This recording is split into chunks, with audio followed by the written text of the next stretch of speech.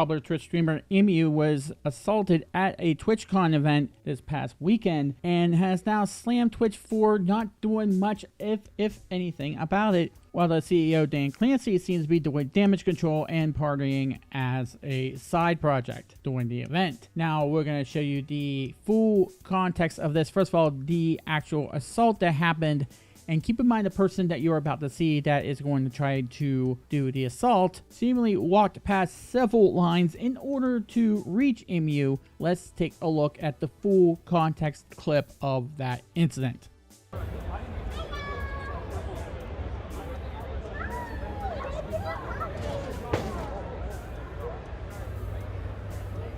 Whoa. That's crazy. Holy sh**.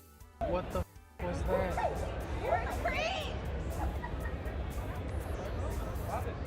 What the f just happened?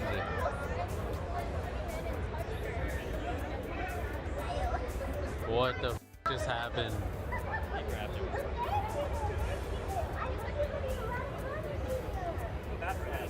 What happened? Did I film that? I don't. He said he grabbed her or something. No way. That's why other streamers didn't want to come. Valkyrie cutie because of. Right. Oh man, that's insane. And we're right at the. If I was a fan, I would protect her. Wow. That's crazy, dude. Now, scared to go home. That's crazy. Oh, come on, buddy. Well, you could still give it to maybe them, but dang, it's crazy. That is insane. Did you see what happened? Did you catch anything? I might have filmed it. I was not looking. I kind of like heard a thud, and I was like, "What the heck was that?" I thought you dropped something. Yeah, no, the security guard stepped in. That was insane, bro. I don't think she's gonna.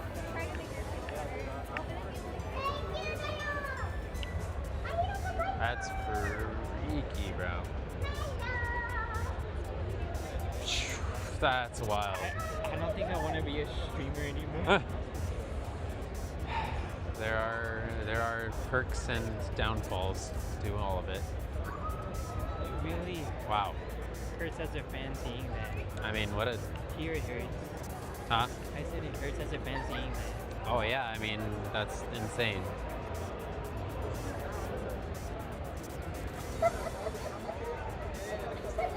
That was weird as heck.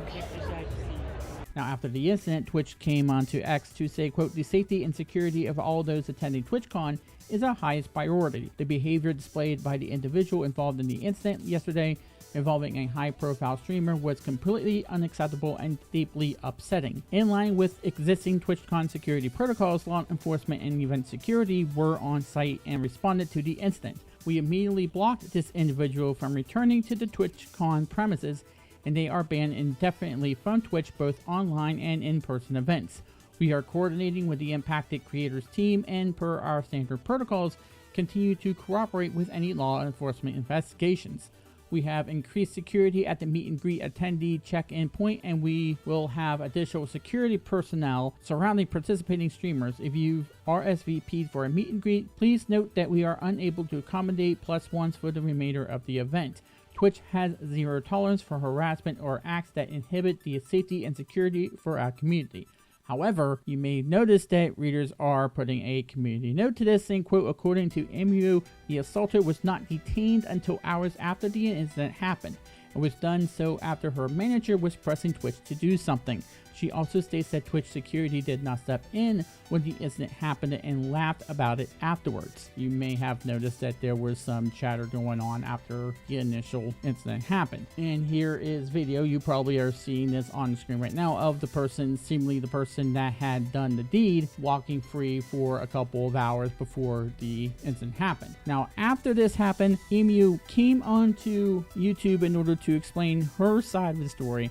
And while we're not going to show you the entirety of the video since it's 44 minutes long, he did put out some clips relevant to the situation in which she says a lot concerning TwitchCon and her desire for others to skip the event. Here's some of what she had said.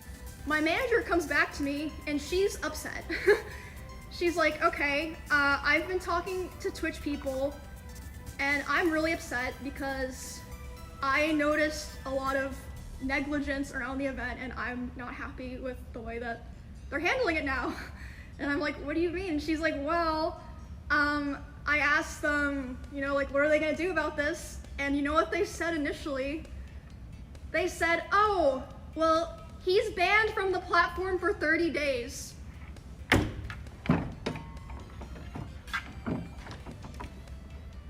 What?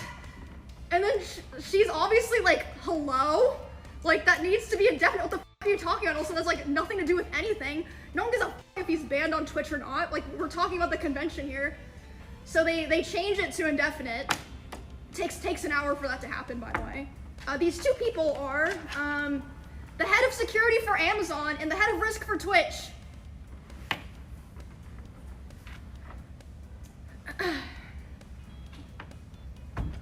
Also, later the same night, I'm not gonna drop names here because I wasn't there, so I didn't see it.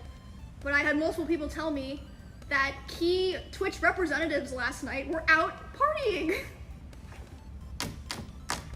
Okay.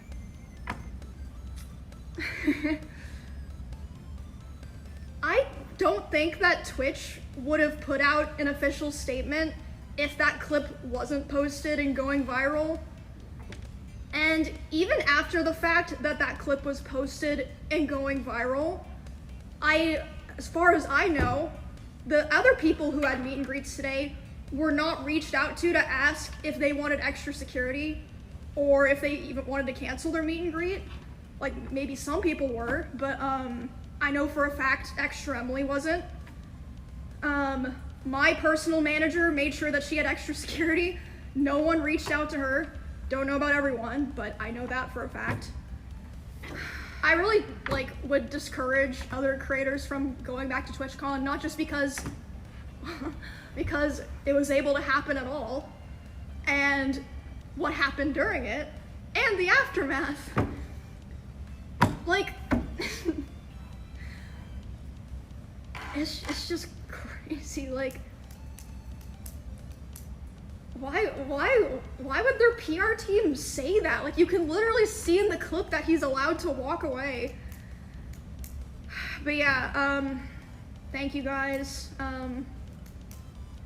Appreciate all the support and stuff. It was pretty crazy, getting all the messages and stuff last night. And again, I've said it like 5 times. Thank God that someone was filming and decided to post it, because if not, you know what I would be doing today?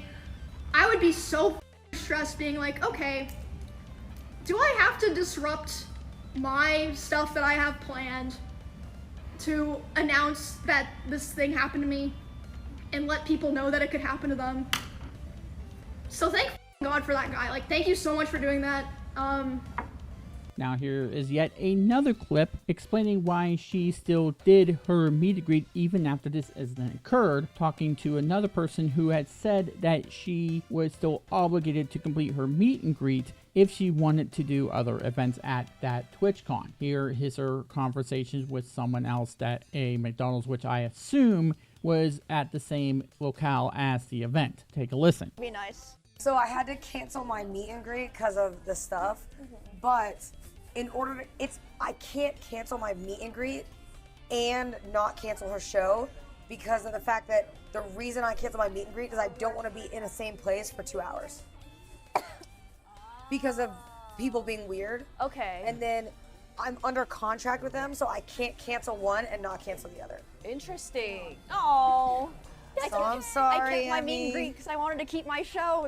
Surely it'll be fine. I'm sorry, Emmy. I'm sure everyone will be nice. And here's another reason why she did not have any security, her own security at the event, saying that her personal security that she had depended upon in the past had been banned from TwitchCon for seemingly taking care of a stalker that she had during that previous event. Here is some of that.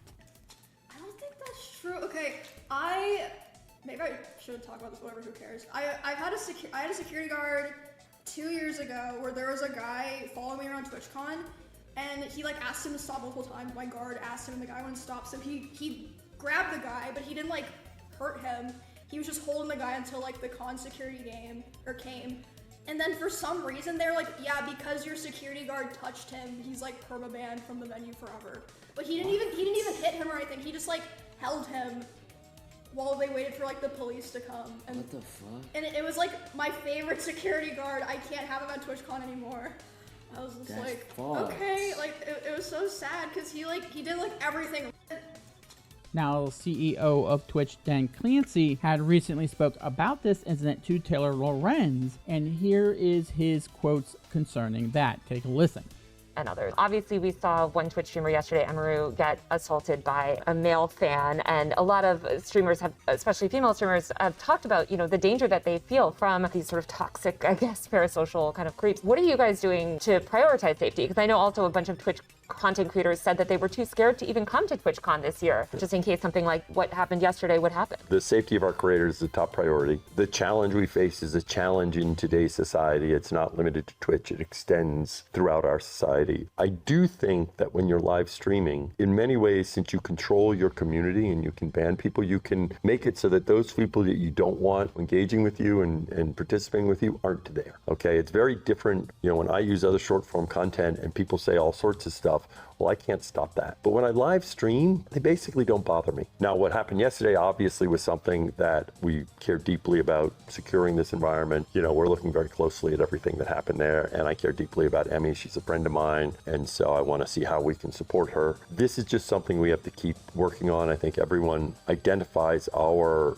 tools in terms of trust and safety as the leaders in the industry about helping creators, but that means there's always more work to be done because that's the world we live in now. Demi had posted earlier today that I guess this fan was allowed to cross multiple barriers at TwitchCon. Why should streamers trust Twitch to keep them safe at TwitchCon? Because I feel like simultaneously this has been such a secure event to the point that even like journalists have had struggled. It is very secure, but here's this man that just walks up and is somehow able to bypass all these things. So why should they trust the platform when slip-ups or issues like this have happened? Well, I mean, as you know, I think you toured some of what we do in terms of security. The reality is, even as you do a lot in terms of security in today's world, there are challenges that can present themselves, especially when someone is putting themselves out there, right? And so, we try to work very closely with each creator about what they want to do and what works for them, right? So I don't want to get into any, specifics or details, but part of that is working with creators and, trying to find, and right now we're definitely, ramping it up to make sure creators know that we have the resources there to help them figure out what's right for them. Now, it is important to note that Emiru has been critical of Twitch in the past, with one particular story saying that she had called out suspected view botting after her stream hits 22,000 viewers before she even starts speaking, saying simply, "I'm getting botted," when she comes onto the stream. Now, while some YouTubers and Twitch streamers, including Asmongold and Tectone, had came out to her defense, some other people are not as convinced, with one person here saying, quote, "Poor Emu had to endure the horrors of meeting her fans. How dare Twitch make her interact with the very people who watch her streams and pay her bills. It's absolutely outrageous that she had to stand in one place for 2 whole hours just for people who wanted a photo or a handshake," speaking to the requirement we talked about earlier. While Ember Paradox, another streamer, had called out several people for victim blaming Emu for this incident, saying, quote, "I didn't think this would actually happen, but people are actually victim blaming Emu for being sexually assaulted at her own meet and greet, which she was forced to do by Twitch in order for her to be allowed to do her show at TwitchCon. This is the world we live in, where a woman can literally stand there existing, talking with, and taking pictures with fans who love and appreciate what she does, and be blamed for someone hunting her down and assaulting her out in the open. I'm surprised they didn't pull the, well, she was wearing a short skirt, so obviously she was asking for a rapist card. Disgusting." Showing a Reddit post describing that they obviously do not feel sorry for her or think that she brought it upon herself. Okay, so a lot of obviously to unpack here. First things first, we need to bring some context in this. Some other streamers decided to skip TwitchCon because they didn't feel quote unquote safe there. Obviously, one of the people being Hansabi, and we all know what's going on with that Colorgate. He's on the 20th explanation behind what all happened there. And by the way, I am not intimidated by the people who are saying I'm quote unquote clip farming. Your guys do not intimidate me in the slightest. That makes me actually want to do more about that subject. Thank you very much. Just to let you know, if you're trying to get me to stop talking about it, that's not going to help you at all. That's going to make me think that I'm paying off the right people. Anyway, we know that that is the case, and I wouldn't blame him for that. I do blame Hasabi for that because, of course, yeah, he doesn't want to feel the backlash. But when it comes to somebody like Emiru, and from what she's saying in the clip and her tone going into the clip, she's obviously bothered by it, but she seems to be a nice person and trying to take it in stride. And I do commend her for staying calm in that situation. I do commend her for not like screaming and yelling and stuff like that, even though I wouldn't blame her if that was the case. This is sick all the way around. This is not okay in the slightest. And I'm trying to stay formal because I like to stay formal, at least on this channel. I like to stay relatively tempered here. I don't want to go and scream and yell and stuff like that. You might think, oh, well, he's not angry about it. Of course I am. Of course I'm angry about it.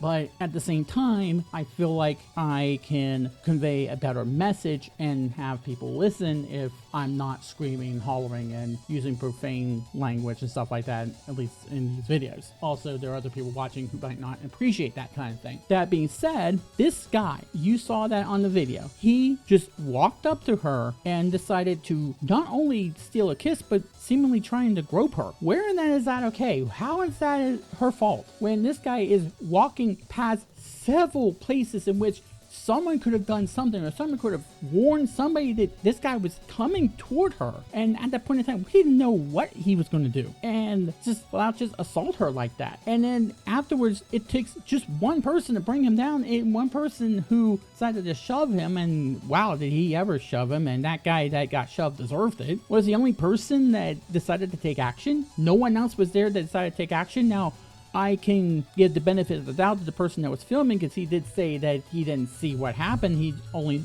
heard what the end result was with when the guy got shoved and he hit something. I'm not sure what he hit, but maybe by the time that he heard anything, it was too late for him to know what happened. But everybody else was just standing there. Why? Are you not concerned about her health and well-being? But then I think the other thing is that we don't know what this guy was going to do, and that should scare people. That when you see the lax security that TwitchCon had here in that video, that was completely incriminating about how Twitch handled this, and what the CEO Dan Crency said to Taylor Renz, of all people, by the way, and saying what he said to the effect of, oh, well, you should have just banned this person from your platform, from Twitch, from your stream. Like, okay, you can't ban somebody from the event at TwitchCon.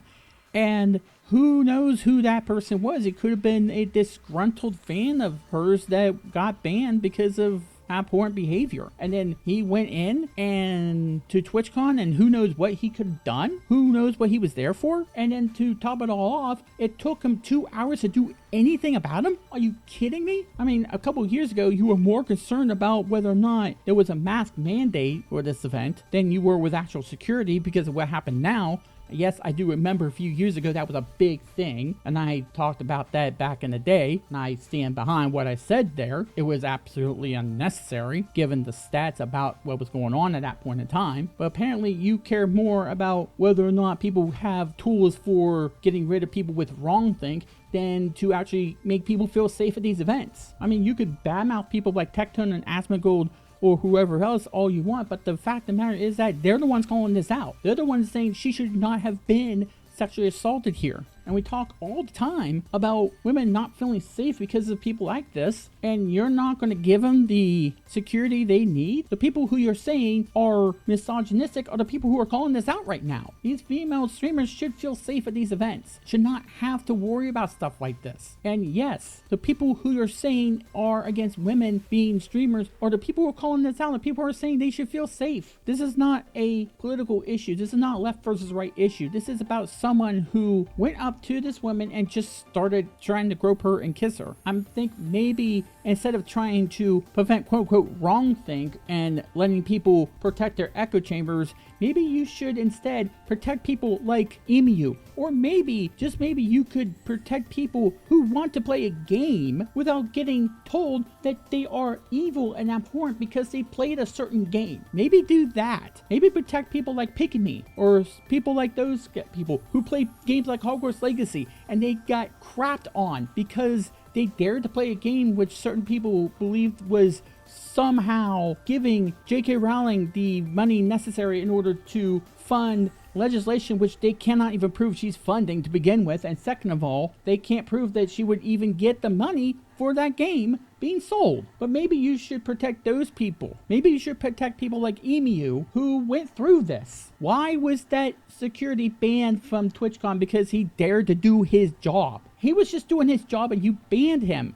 That's what made this possible to begin with. And the worst thing about this, and I shudder to even think this, like I said, we didn't know up until this point, up until he did what he did there, what he was going to do. In a way, and this is going to sound really bad, and I don't mean it to be, but when you hear it, please let me explain it. Thank goodness that that was the only thing this guy did. Because here's the thing that I was scared of. That this guy was going to do more than just that. That he wasn't there to steal a kiss from her. That he was there to kill her. To take a knife and to stab her. And do what someone did to Charlie Kirk a month ago. Or even worse, that he was a terrorist wanting to take an AR-15 or some kind of bomb or something and just shoot up or bomb the damn place. And this is the lax security that Twitch wants to provide to people. And they only learn now that maybe you need to up that security. And even then, you're lying to us while the CEO